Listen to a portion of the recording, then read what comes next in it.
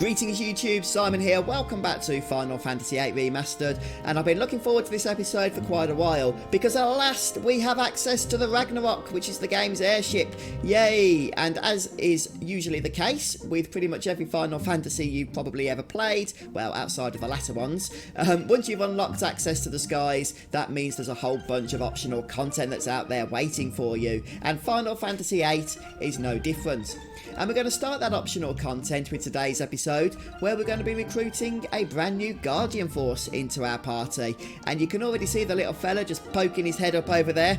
We're going to be bumping into him, battling him, and then recruiting him. It is, of course, the Cactuar Guardian Force, which is a very useful Guardian Force in many respects because of the various abilities, which we'll talk about a little bit later on. But very briefly, before we get into the battle, let me show you my party setup. Now, as you can see, because we're doing a low-level game, our party members' levels are still on the low side, which means the enemy is going to be on the low side of levels, which is actually a big bonus for this fight because Cactuar comes with a very high health pool, so by keeping it at a low level it will have a lower health pool overall. Now, the main thing you need to be aware of is that we're going to be using physical attacks and limit breaks to do damage to this guy. In particular, Squall's Renzakuken limit break is going to be very important. So I strongly advise that your characters have as high a strength stat as possible. Now, Squall is going in with 222 strength, which is really awesome. It's a huge amount of strength at this stage in the game. And that's mostly down to the fact that he's got a couple of strength plus abilities equipped, along with the ultimate magic, of which I've got 100 of those junctioned to the strength stats. If you don't have ultimate magic, then just stick any of your other high level magic on there instead, though ultimate magic is not too hard to come by. I've even done a couple of videos on that, so check out the playlist if need be. But the other thing that's really important is that your physical damage dealers need to have water junction to elemental attack. Cactuars do not like water, bless them, and so we're going to be unleashing as much of it as possible. So make sure you have 100 waters junctioned in that way. Anything else that I really need to go over? Yeah, it's a good idea to enter battle with low health, unless you're using the remastered battle enhancement toggle, of course.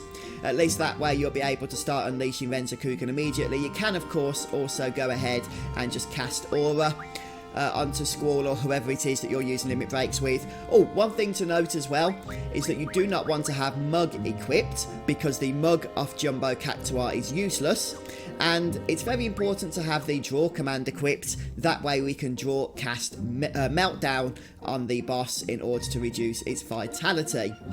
Alright then guys, well I think that pretty much covers everything. Oh, one quick way, a little tip for you, you can reduce somebody's health in order to go ahead and get them into yellow health for limit breaks. It's just to do a junction exchange with somebody not in the active party, and then junction exchange them back afterwards. Just like that, you see.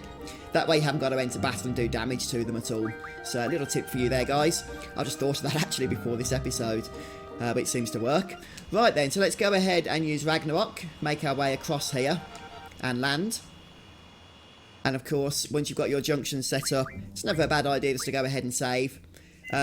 Jumbo Cactuar can be a bit of a nuisance, because he has an ability called 10,000 Needles, which does a lot of damage.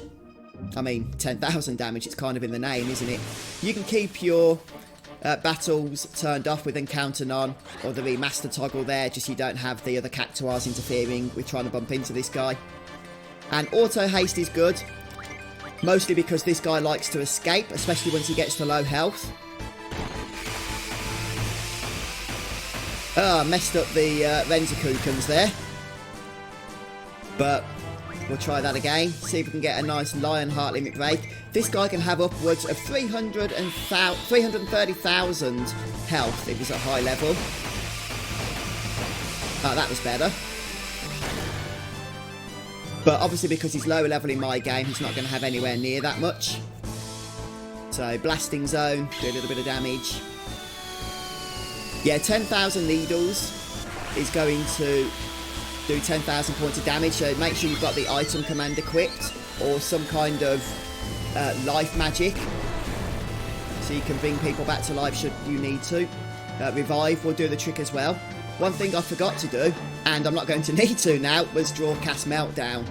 But as you can see, with that really high strength stat, it didn't even matter. The poor fella didn't even get a single attack off.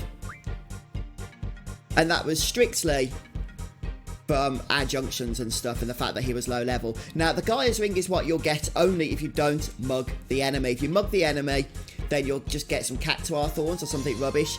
But by letting you, by not mugging and getting the drop instead, allowing that to happen, you'll get Gaia's Ring, which is pretty decent. It's a lot better than the mug anyhow. And we get to name our Guardian Force as per usual, of course. We'll stick with the defaults.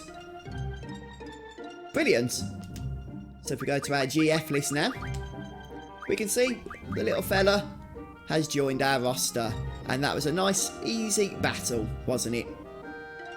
Okay, so let's briefly talk about the abilities for the Cactuar. Now, there's three notable things, actually. The first is the fact that it has some rare stat junctions that you can learn, such as Luck Junction. This is super rare, so you'll probably want to prioritise this, to tell you the truth. And then after that, you might want to go ahead and learn Evade Junction, which is also quite rare as well. Next up, the other thing that's worth noting, I said there's three things, is the fact that Cactuar comes with the Strength, Vitality, Magic and Spirit bonuses, and they're already learned from the get-go. So if you're going to be levelling your characters, then you can actually level at least 2 at a time, depending on what other bonuses you have on your other Guardian Forces, and you can make sure you're getting the most out of those permanent stat increases as they level. So that's one of the reasons why you do a low-level game, in order to make the most of getting all the Guardian Forces first, so you can really use these stat bonuses for the maximum amount of levels later on, which is what we're going to be doing. Incidentally, by the way, once you've learned Luck Junction and Evade Junction, then you'll also unlock other abilities such as Luck plus 50% and I think Evade plus 30%, which you'll want to go ahead and learn, since they're kind of useful. And the third thing of note is the Kamikaze ability. I don't think this gets much love because it has a negative side effect, but what the Kamikaze ability does is, first of all, it kills the party member that uses it. Yeah, like I said, it's got a bit of a negative side effect to it, but on the upside, it actually does a ton of damage. Damage equal, to get this, 5 times the user's maximum health. So if Zell, for example, used this right now, he would do close to 50,000 points of damage. Yeah, 50,000 points of damage, and it exceeds the break damage limit. That's a lot of damage, and here's the thing, it can also critically hit. Yeah, so couple that with the Luck Junction and Luck plus 50% ability of Cactuar, and you've got a tremendous damage source on your hands there. Okay, you just need somebody that can cast a Phoenix down or something on that party member, but let's be honest, the vast majority of enemies are not going to survive a single hit of this ability, are they, anyway? So yeah, Cactuar is really cool. I'm not going to do any AP farming just yet to learn those abilities, because we are about to unlock another Guardian Force, well, at least in a few episodes time, so it kind of makes sense to have them both before farming that AP, but I thought it's worth mentioning some of those abilities to you anyhow. Oh, one more thing, something I usually forget but people always ask about, is how I junction my characters. And now we've got Cactuar, I'm going to show you that, because it's actually a good idea now to start rearranging our Guardian Forces, thinking more about endgame use. So I'm not going to show you how I junction my magic, since obviously you just want to stick the best possible magics on the various stats. But right now I'm just going to show you how I'm going to junction all of my Guardian Forces. So let's begin with Squall, shall we? And Squall is going to have the following setup. We're going to give him Shiva. It's not just the case you see us sticking Cactuar onto somebody, but actually rearranging our Guardian Forces. Now we have access to him. Diablos, Pandemona, Alexander, and of course our shiny new Cactuar.